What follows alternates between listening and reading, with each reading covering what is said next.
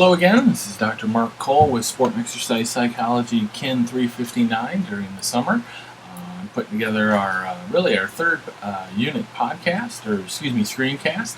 And this is what I think of as the meat and potatoes of our semester or of the course, in that it involves the fundamental mental skills training that a lot of sports psychology focuses on and around.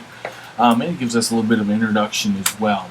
And what you're going to think, I'm sure, as we're moving through this is that, wow, gee, Dr. Cole, these all seem pretty like common sense. None of these are super duper hard. And I'll start this out with the caveat that, yes, most of them are common sense. It's just not that common. And I mean that both sarcastically and seriously. Even though we know to do some of these things, we often don't, or we don't do them well. And those cases will be pointed out. So keep that in mind. And the other piece is it's really simple in the sense that this is an undergraduate course designed to familiarize you with the fundamentals. Moving above and beyond these, it gets considerably more complex and more time consuming. I relate it most likely to weightlifting.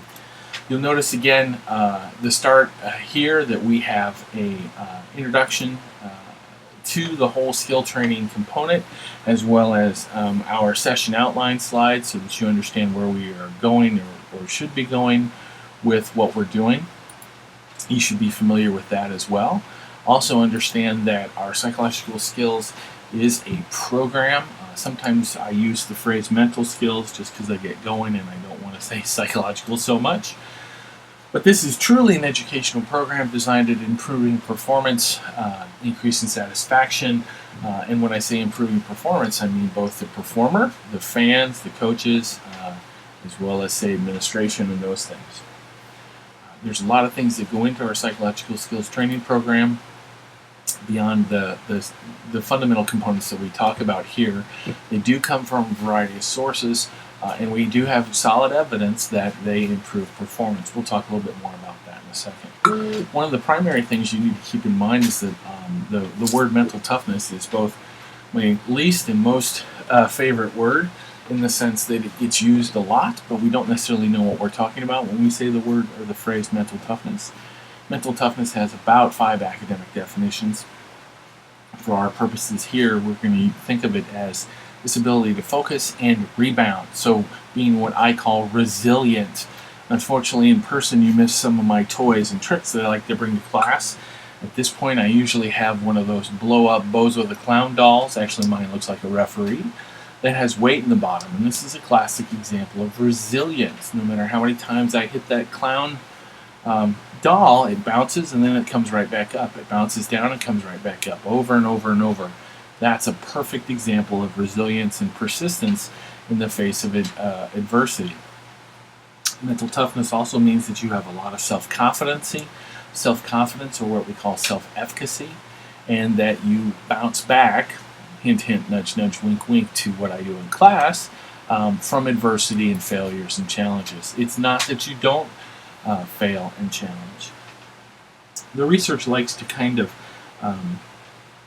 hover around 4 main components of mental toughness, the 4 C's we call them: control, commitment, challenge, and confidence. Control, if you go back to the very first week of class where we talked about elite athletes and I got this sense that they could kill me and get away with it, that's a great example of control, that perceived or perception of control, that they feel like they could act as they need to and influence the situation as needed. And when you truly believe this, it comes across in everything that you do. And commitment, the best example I have of commitment is the joke, someone wants to make me breakfast, or 2 people want to make me breakfast, one's a chicken, one's a pig, and they serve me bacon and eggs for breakfast. I just ruined my joke. And what you can see there is the chicken wanted to make me breakfast, but the pig was committed to making breakfast for me because they gave me bacon and eggs. Chicken gave me eggs, in other words, it's eggs, but the pig actually sacrificed itself in the form of bacon. It's kind of a dumb academic joke, but I think it also demonstrates commitment fairly well as also. The third C that we see in our elite performers who demonstrate mental toughness is They see opportunities, they see challenges, they don't see failures, they don't see insurmountable mountains that they can't get past, nor do they see things as threats. So they're opportunities for improvement, no matter how much mumbo jumbo you think that sounds like. When you have someone who's mentally tough, they see it as an opportunity or as a challenge that they approach in a positive sense. And then that follows along very nicely with confidence, that strong sense of self-belief that's influenced by the control, by their commitment, and the way they view things in that challenge sense. Psychological skills or mental skills training is important because we find that it's primarily accountable for the variations in day-to-day performance. In fact, when we talk to a group of elite athletes and coaches, they all agreed that as you become higher and higher skilled and become more and more elite, the physical differences between you and I become very, very little as we advance in our skill levels. But what happens that separates, say, the first place from the second NBA Finals team, or the first place Stanley Cup winners from the second place Stanley Cup winners, or the third or fourth place, is not their physical skills, but it's their psychological skills. That said, why are these skills neglected? And clearly there's a lack of knowledge and a lack of comfort. There's a sense that maybe they don't work, or misunderstandings that there's some magic pixie dust, which they are not. And then oftentimes we hear from especially our college student athletes, a lack of time. One of the important things I do want to address is this idea that there's some myths about mental skills training, that they're only for problem athletes, that only when you're being a knucklehead, or you're having some bad behavior, or you're beating your wife, or doing drugs, that's when you should engage in psychological skills training. That's not true. That may be a little bit too late. You've started going into, in some of those situations, a clinical realm. And preferably what we'd like to see are those people prior to them engaging in those behaviors.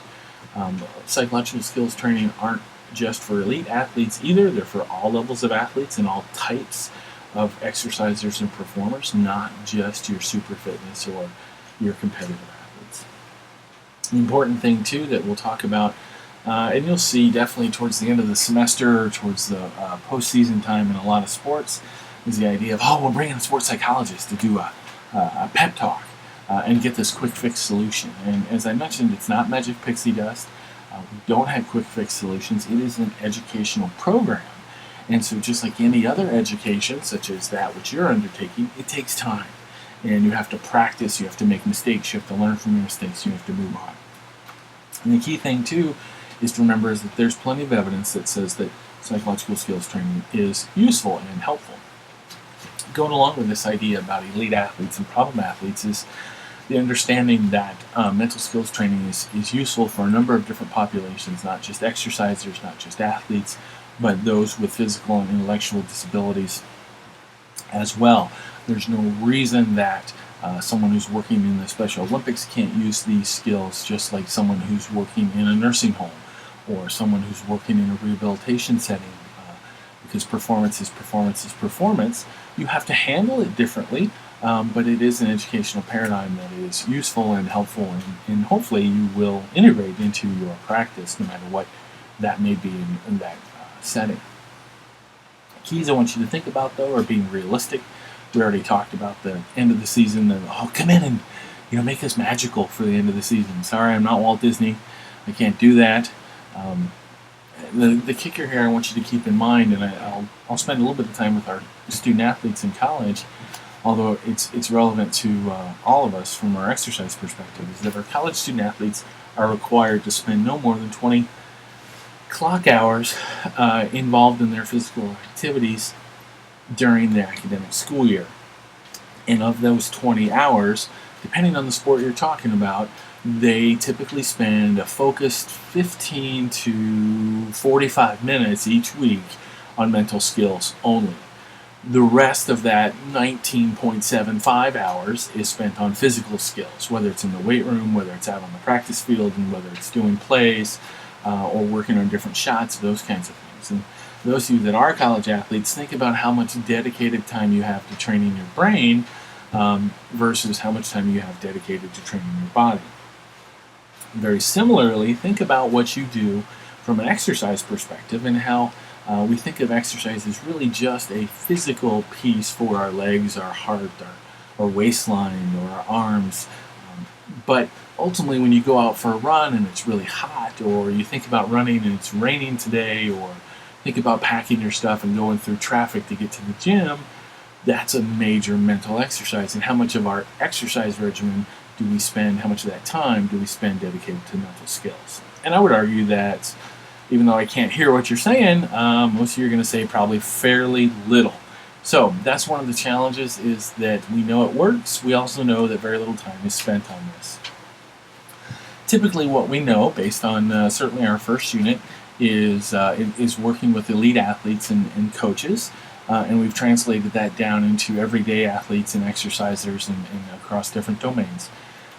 We ask these most successful individuals, we find that those who practice mental skills training on a regular basis and who spend the most time doing their mental skill work have more confidence, have greater ability to regulate and control their arousal and emotions, they have better communication skills, they tend to be more positive, and experience and express more determination and commitment. So all these things we'd love to see in coworkers and bosses and subordinates and colleagues, as well as the athletes we coach and teammates that we work with. The other thing is, in asking these clients, these athletes and coaches at the elite level, what they found most helpful is essentially the 6 or 7 things that we're going to spend a lot of time talking about here in the next week or two. And you can read through those, but they're essentially the components that we're going to talk about for the next couple weeks. Keys to keep in mind, again, for our mental skills training program, for it to be effective, this idea that it's individualized. You can do a team program, but within that team program you need to break it down into some individualized pieces. It is systematic. It is an educational paradigm. It is a class, just like this is a class, and that you have to educate, you have to practice and acquire these skills, and then you have to use them in real life. Practice them, say, out on the court or during your workouts or during your swims, and make mistakes and move forward. And just like we do in class, and as I've tried to program for us, is we have to use a multimodal approach. We have to ask you to use your brains, we have to ask you to use your hands, we have to ask you to use your bodies as you practice these mental skills. We just can't ask you to listen to something and expect it all to be better. So again, it's an educational paradigm that begins with us learning about it. And one of the big things I try to teach people is what I call the red light, green light activity. And so we'll just do that really briefly here for yourself. And that is, have you think about the last time that you were either in the flow or in the zone, or you had a phenomenal performance and your mental state was exactly where you were. And maybe just jot a note or two about that. And then after a minute or so, I want you to think about the opposite situation, a situation where your mind was not in the right place and you had a horrible performance or horrible workout, or you quit halfway through or something like that, where things were not going right for you. So we have really two ends of the spectrum. The middle piece is that point, and I want you to spend just a little bit of time thinking about this. A lot of us have trouble seeing this yellow zone.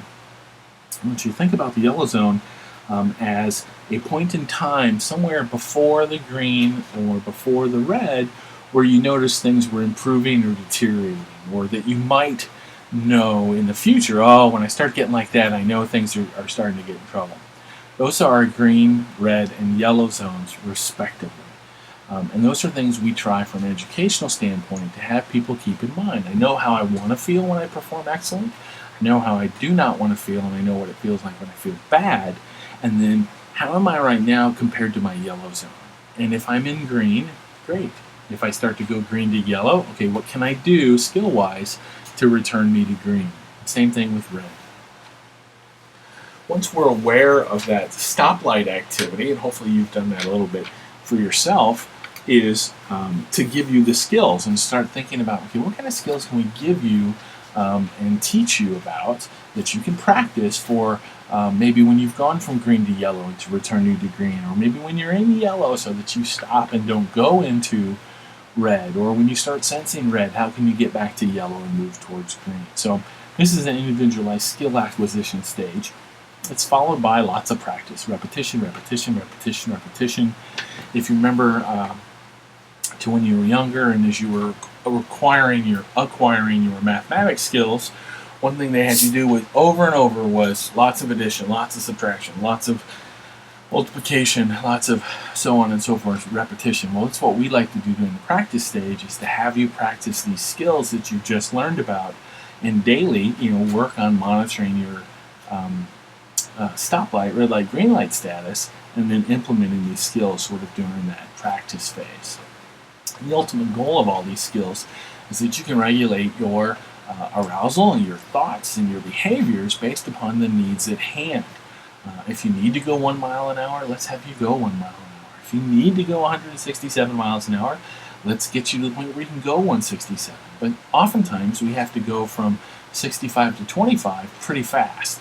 And then we suddenly have the speed open up on us too, where we have to go from 25 to 65. And so being quick, being efficient in this regulation arousal moments in these transitions is one of the key components that we see as a function of psychological skills training.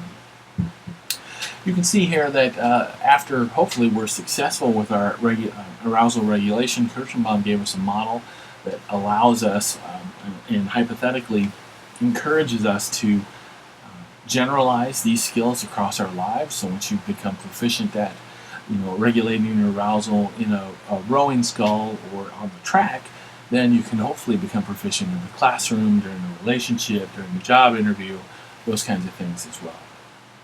And just to reiterate, who should be conducting this is someone who has the training. This is not something for everyone, and recognize potential conflicts of interest. So that's one of the reasons I'm not a big fan of coaches doing stuff like this, although I know A, they do, and B, there's a place and a time for them to do that. But there's a conflict of interest because I need you to be honest with me when we're doing this training, and coaches, ultimately have a very unique relationship with their student athletes. Not to mention they have enough time, activities on their hands that require time that they often run short of it. The other key thing I mentioned from a postseason standpoint is when should you implement mental skills training programs, and ideally these are implemented in the off season or at the start of a new season during the preseason, so that you can learn and acquire these skills in a timely fashion, use them as the important competitions come closer. I really ask our student athletes, or the student athletes I work with and the exercisers, to ask them to spend 10 to 15 minutes a day, at least 3 days a week, on this. Ask them to strengthen that muscle between their ears, at least on a similar schedule to the ones they strengthen in their body. And then it should continue in some form of this, should continue throughout the participation season, although ideally, hopefully we have most of this in place by the time competition happens, and then it's just refinement. As a way to kind of stretch our imaginations, you can see that our physical education, teacher education applications for mental skills training involve relaxation training, for example, with hyperactive children. If you've ever worked in the elementary school setting, relaxation training for kids would be a great activity. If you are involved in any kind of healthcare, whether it's athletic training or any of the other rehabilitation sciences, mental imagery and confidence are important things for our rehabilitating and injured exercisers and athletes. And so to have someone who's working with your knee or your ankle give you some of those visualization cues and work with you on that would be very helpful. And then if you would do that as well, outside of your rehab setting, we see improved responses to pain tolerance and recovery and injuries. And then for all of you exercise scientists out there, there's a lot of reason, depending on what your clientele is, for you to be using these, whether it's exercisers to get their confidence and their commitment up, whether you're working in a coaching setting, working with your student athletes, to improve performance or get through the slumps or the yips that they may be going on. There's a lot of different areas, and you can hopefully see the applications across business and medicine and the military in this area as well. A couple things we'll talk briefly about in putting a program together is talking about your approach. We talked at the very, very beginning of the class about my orientation and the other faculty's, other consultants' orientation here on campus. You also need to do a fundamental assessment of each individual's mental skills and identify which skills need to be worked on the most. Then you need to design a schedule, a periodization program, much like we do with resistance training, You need to periodize your mental skills training. And then after you conduct it, you need to evaluate it. Those are important pieces of any well-designed programming piece. Again, things that we see most often is this lack of conviction, time, knowledge of the sport, especially from a consultant standpoint on my end. I don't know a whole lot about, say, lacrosse or cricket, and so I'd have a hard time working with those sports. At the very least, I need some tutoring from the athletes and the coaches, so I understood that. But football, golf, baseball, I know a little bit more about those sports, and so I'm more confident with that. And then the other piece is this idea of follow-up. You have to be around. It's not just a one-shot sort of fire and forget process. The first subsection we're going to talk about with regard to our mental skills training is going to be what we call arousal regulation. And again, we have some study guide questions there. The important thing to keep in mind about regulating arousal is that oftentimes arousal, even though it is a physiologic construct, it has both cognitive components and physiological components. And we talked about arousal, we're not talking about sexual arousal, we're talking about activation, both physical activation and psychological activation. And you can see a couple images there of people who tend to be or tend to need different types of activation levels depending on their sport and performance. And those who are better able to control their arousal are more likely to stay focused and in control. So the sailors, they're not falling over. The boat is tipping, but they're supposed to be there. That is by design the fastest way that the boat travels when it's up on an edge. The yawning of Apollo Antonono is a classic example of an arousal regulation strategy. In short track speed skating, they did a great interview with him because of his yawning before his races. And he said he didn't know really why he did it, but it just happened naturally. And I would argue that in short track speed skating, it's a very, very dangerous sport. A couple athletes every year die, are paralyzed, or have huge lacerations that change their lives and careers as a result. So we know that it's going to be very fast and very dangerous. And he needs to not be over-aroused at the start. He needs to find his yellow zone or his green zone.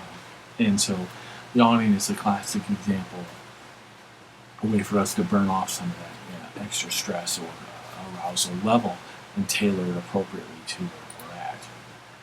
The first thing, and we kind of did this with our stoplight activity, is that you have to be aware of your arousal is currently at the moment and where it needs to be for your optimal performance. Whether you're flying a jet or you're in the boardroom or you're doing surgery or you're doing a workout, you have to know how you feel and where you should feel to have your best performance. And once you see the difference between where I am and where I need to be, then you can, with the proper training, instigate some sort of method to alter that. And so that coping process is really important. I love this idea that it's not about getting rid of the butterflies, it's about getting them to fly in formation. And the reason I think that's really valuable is that I had an Olympic athlete tell me that she wanted to be a little anxious and a little on edge prior to competition because it meant she cared. She still cared about and enjoyed competing, because if she wasn't on edge, then she didn't give a crap. And if she didn't give a crap, why was she spending all this time and effort and money on this activity? So for her, she saw the anxiety as very facilitating and a positive sign. And that's, to me, a classic example of getting the butterflies to fly in formation. Typically, we see our arousal manifest itself as anxiety, those negative experiences, and we have three primary mechanisms for reducing our anxiety. Somatic, meaning a body anxiety reduction; cognitive, meaning a mental anxiety reduction; and then a multimodal anxiety reduction, which is a pairing of the somatic and the cognitive anxiety pieces. Hello once again, and we are finishing up our third unit with respect to anxiety reduction techniques, specifically breath control and progressive relaxation. We do have a good activity, I think, lined up for this material on Western Online, so please feel free to get hopping on that. But one of the key things I want you to keep in mind about as far as anxiety reduction is that we do have somatic or bodily versions. We do also have cognitive anxiety, which is sort of that YouTube video running through our head that we mentioned previously. And we do have cognitive and somatic specific techniques. Breath control is having us focus on our breath. The value of this is that typically as humans, we store a lot of stress in our upper trapezius muscles, which are connecting the skull to the top of our shoulders, those upper traps below our ears. And we tend to breathe very short and shallow when we get stressed, which is indicative of when our shoulders go up and down. But our breath, a really deep breath, actually, if you've ever watched a choral performer or a wind musician or singer or something, is very much filling the belly with air, and then all the way filling the belly, pushing out the belly button, and then filling up the lungs all the way up to the top, and that's a much healthier breathing. So breathing control activities, of which are part of our outside the class activity, is an important piece. Another somatic anxiety reduction technique is what we call progressive muscle relaxation. This is a technique that uses the body's natural inability to recontract after it's contracted once. So what happens is we give you a muscle contraction, say clenching your fist as hard as you possibly can for a count of 6, and then you relax, and you have this small period of time after you relax following a contraction where your body cannot physically recontract. And that, done multiple times throughout our entire body, leads to a sense of heaviness and warmth that gives us a progressive muscle relaxation. And so we combine those strategies probably with some breath control.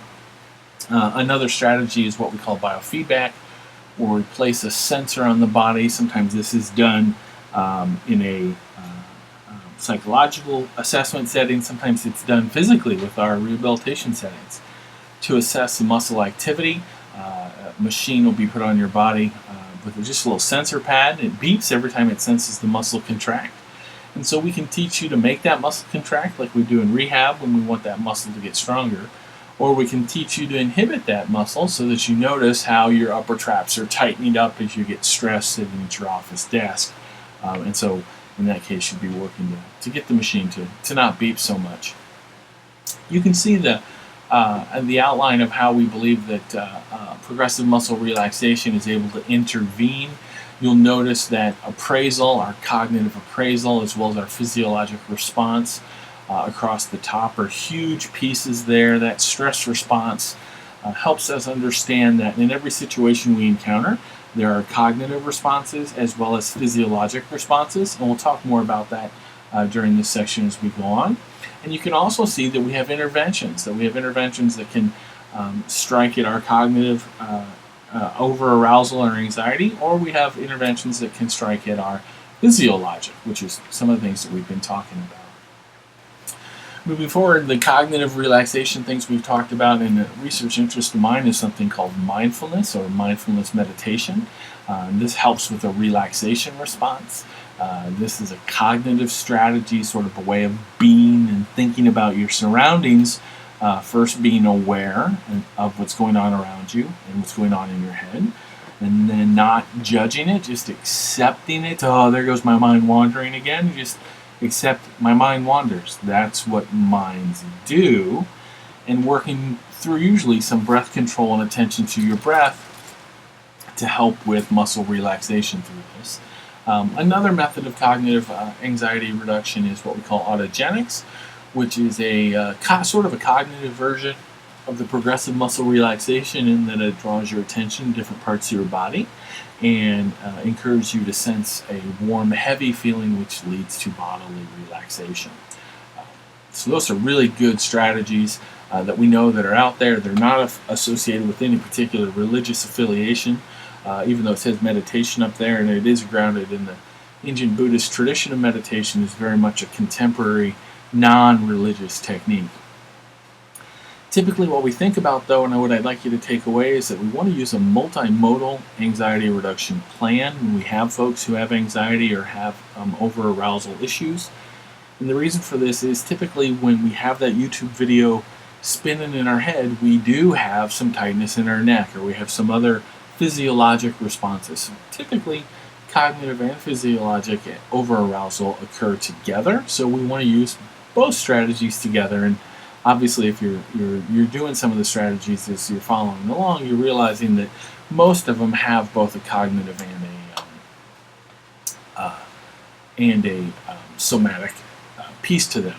The key is that if someone is primarily showing cognitive anxiety, that we really work on quieting their mind, so we match our strategy to where most of their anxiety is, but the crossover is important as well. All of these come together with some sort of consistency around what we call coping, which is those cognitive and physiologic or behavioral effects that manage us.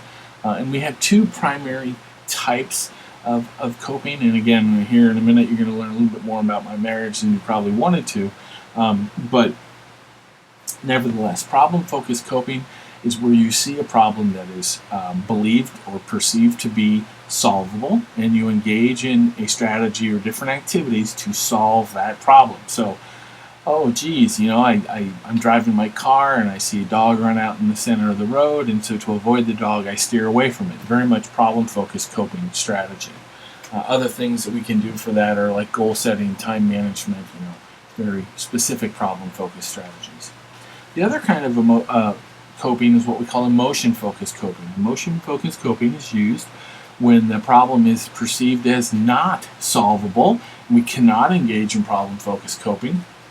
And so we do cognitive strategies to, just deal with it, get used to it, embrace the suck. There's, 10,000 phrases out there. Just let it go, or maybe we reappraise it as actually a positive experience. It's a good win or a bad win or a good loss.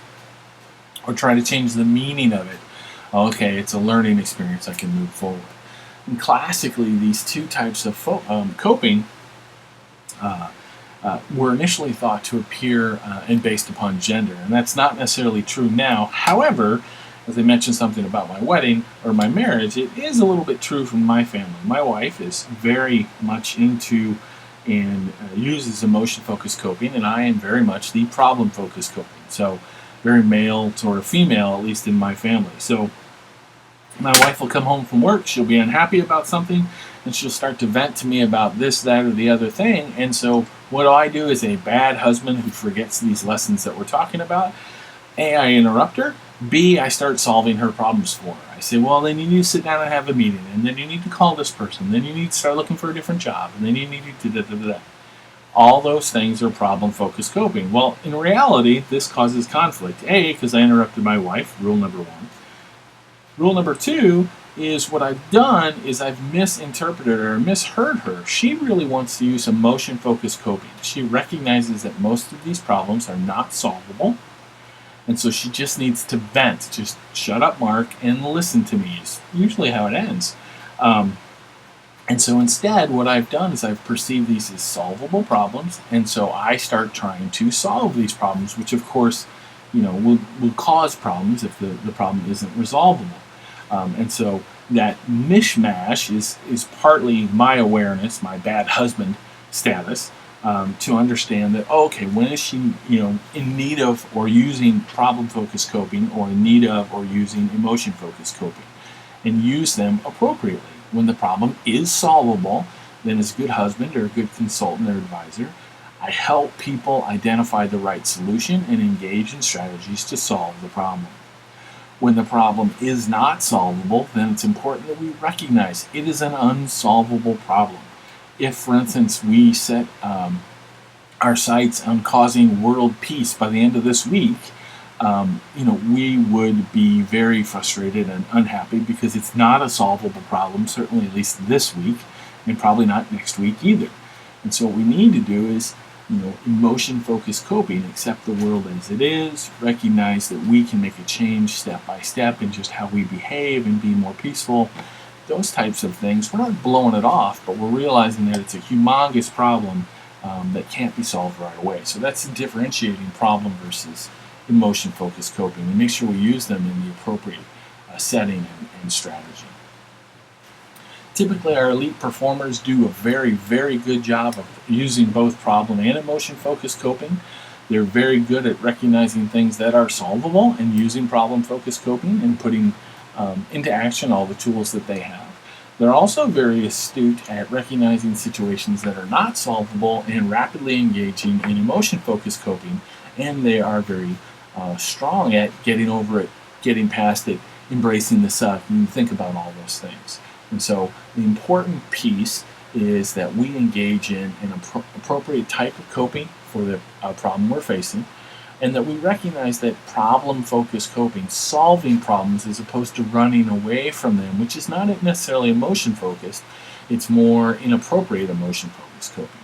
But some sort of active approach is consistent with reduced levels of stress and anxiety immediately. So that's helpful if we can find a way for someone to actively do something when they're in a stressful and anxiety-related situation. We also know that engaging in appropriate active coping is related to long-term satisfaction and positive outcomes, which is good. Overall, we also realize that avoidance, which is a form of emotion-focused coping, I just don't want to deal with it, or I just put it away, or I give someone the silent treatment, those types of things are associated with less positive health outcomes and less good performance outcomes over time. So typically, even if it is an emotion-focused problem, you have to learn to cope with it. You have to maybe develop the emotion regulation skills in yourself so that you can be really resilient. And so that involves, even though it's an emotion-focused coping piece, it does involve some problem-focused coping. There's a number of different strategies listed here, and I'd like you to read through those. We won't talk about them in specific because I think for the most part they're pretty self-explanatory. Make sure you just understand them as different tools in your toolbox that you should be able to use and help with other people. The other thing to realize is that across performance, that locus of control, where we feel like whether we are in control or someone else is in control, is an important piece.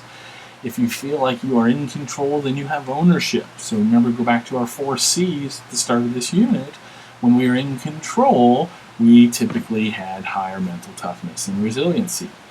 Also, being resourceful, recognizing that you have many, many different tools in your toolbox, although you may not necessarily have a name for each of them, but knowing who they are, what they are. I think the typical military phrase of embracing the suck is a good example of learned resourcefulness, because some of the things we do, some of the things the military does, they suck, and you can't get around it. And so you have to engage in either problem or emotion-focused coping. Well, you can't run away from it because you're a courageous soldier, so problem-focused coping is really kind of out. But you can emotion-focused cope with that in recognizing that it does suck and you just need to embrace it. And so that's a cognitive strategy that, physically you may not be embracing it, but allows you to deal with that. And I think that's such a unique, fun phrase that it helps demonstrate that learned resourcefulness. Other keys, you'll see this in your assignment: smile, have fun, enjoyment, whether it's small enjoyment, overall activity enjoyment is very important. And so we've got an enjoyable activity coming up here with our self-talk fairly shortly. Slowing down is an important piece that we see with folks. We're going to briefly talk about signs of under-arousal, which is definitely not the most common thing we see from standpoint of performance, whether it's exercise performance or athletic performance, and this is where someone's just not up for an activity.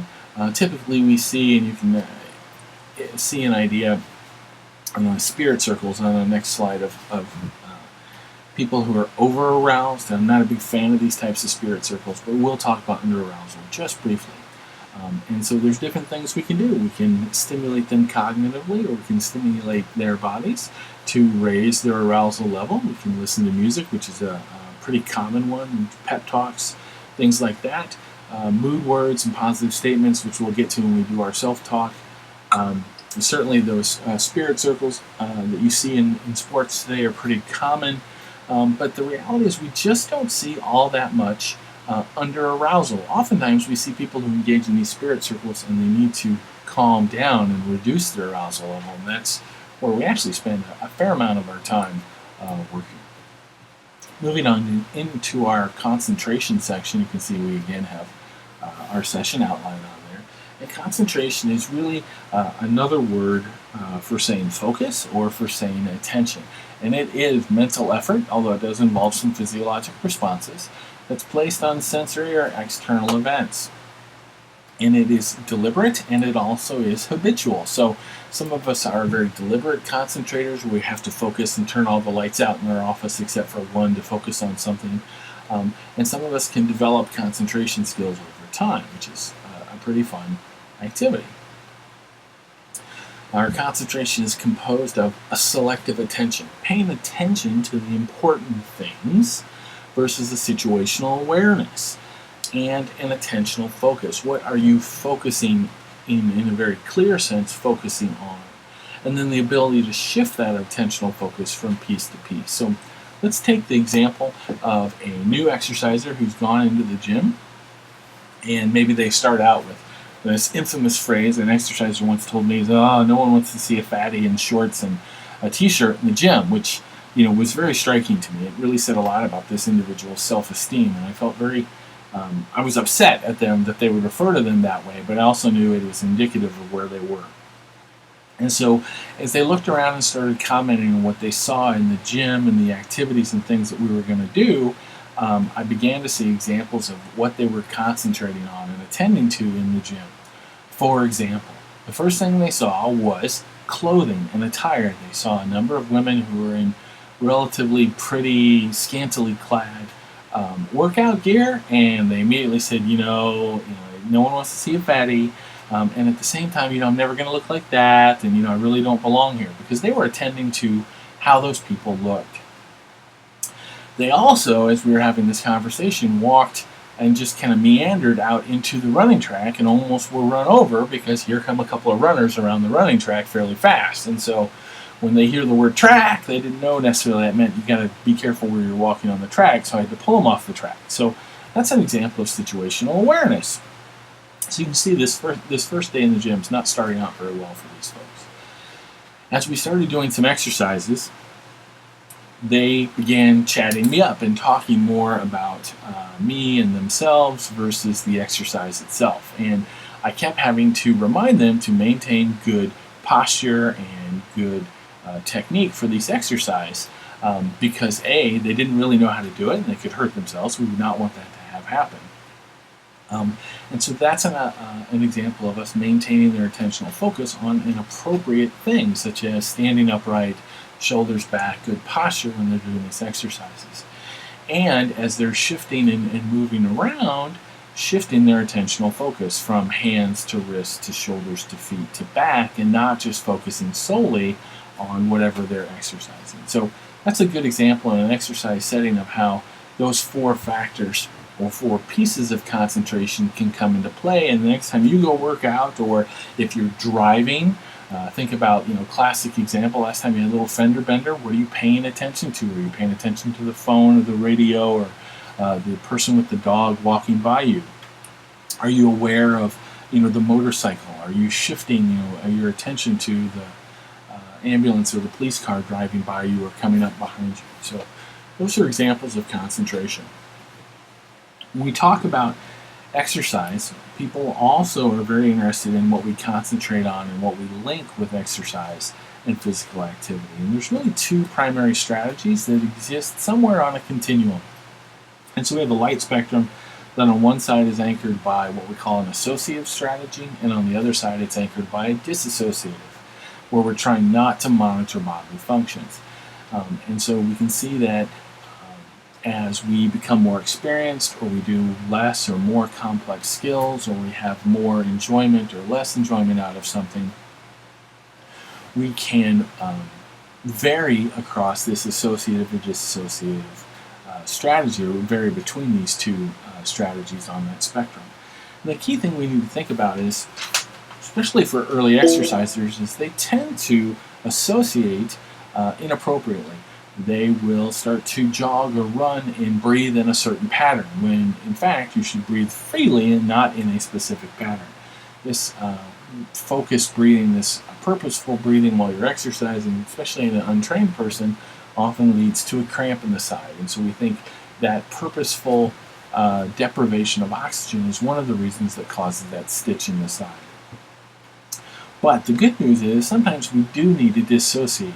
For example, a friend of mine who's training for admittance to the military academy, and her comment, classic dissociative comment was, after the first 4 miles, it's not fun anymore, but I just got to keep running. And so she disassociates. She sort of checks out mentally, but her body runs. She knows her path, and she goes. And the nice thing about that, it connects with our dissociation. She doesn't get bored. It's fun to run for the first 4 miles. It's fun to have the benefits of running. But somewhere between 4 and 10, she gets bored, and so she needs to do different things.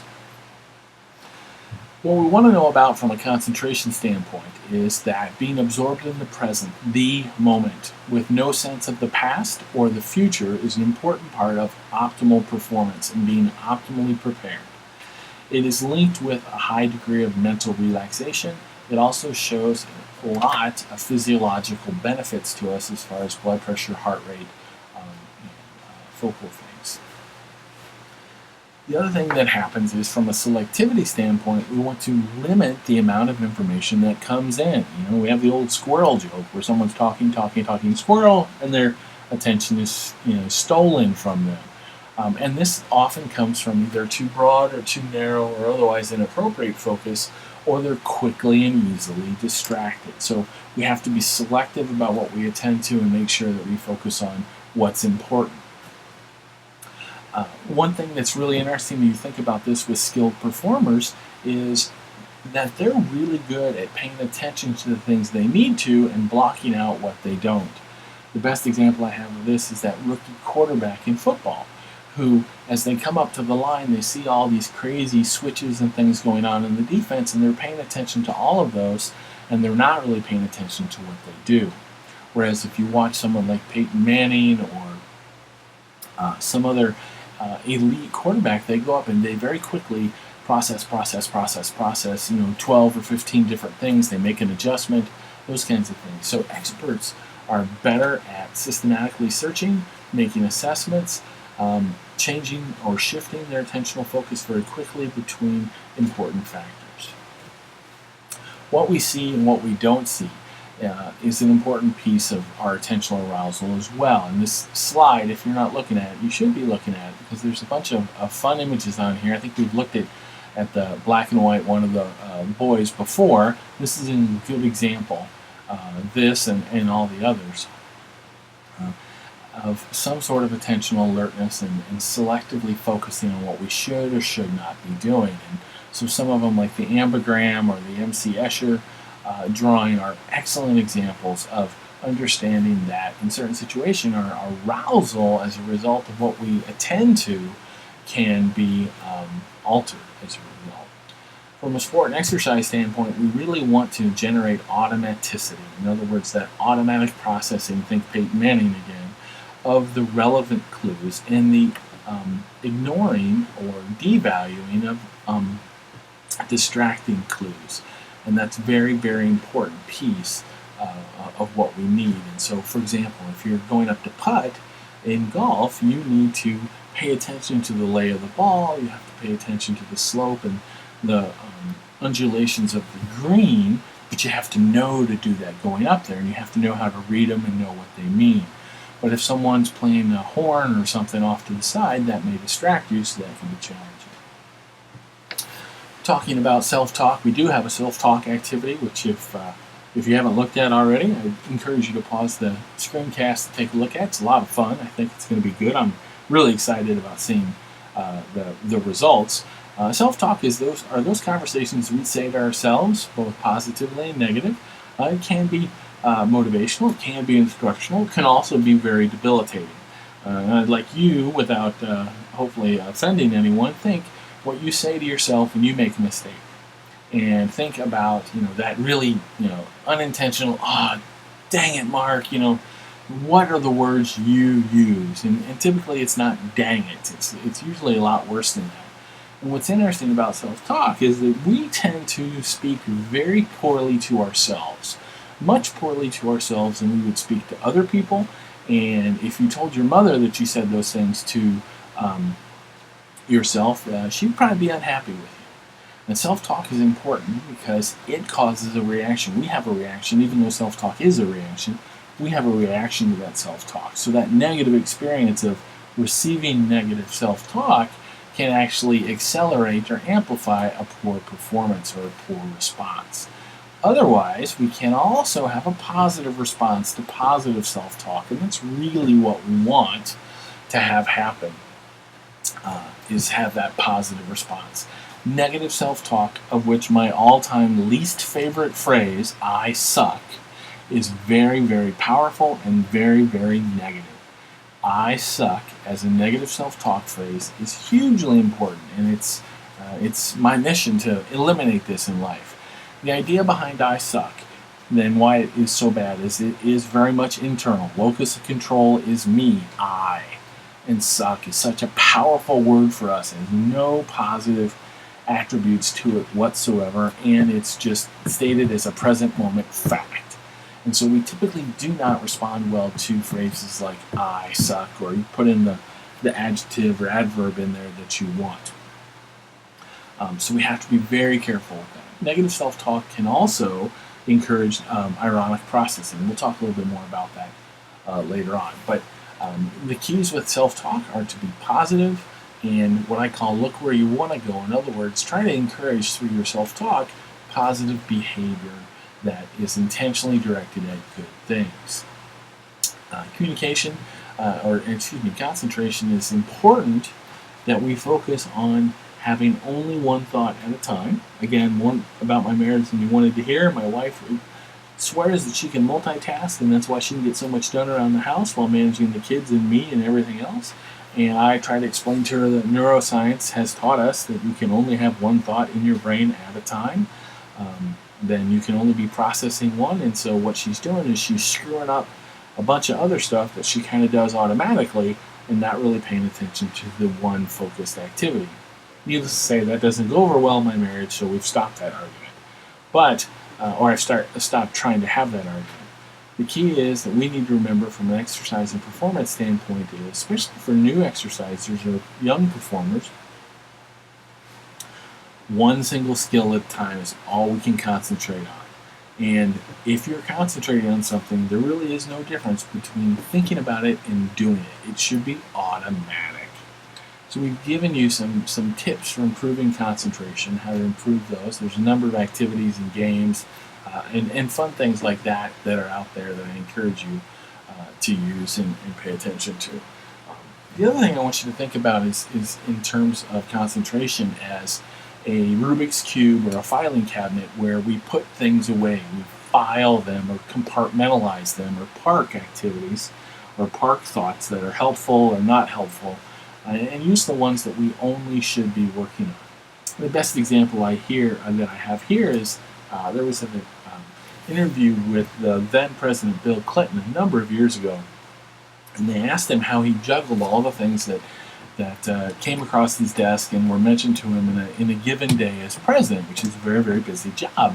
And he said, it's just I have an extraordinary capacity to compartmentalize, and you have to have that in this job because otherwise you'll be so focused on the horrible news you just got that the good news you got will go unnoticed. And so that compartmentalization piece is something that our elite performers and I think across fields, whether it's sport, exercise, business, military, what have you, do a very good job at. It's compartmentalizing and parking the thoughts in their appropriate areas.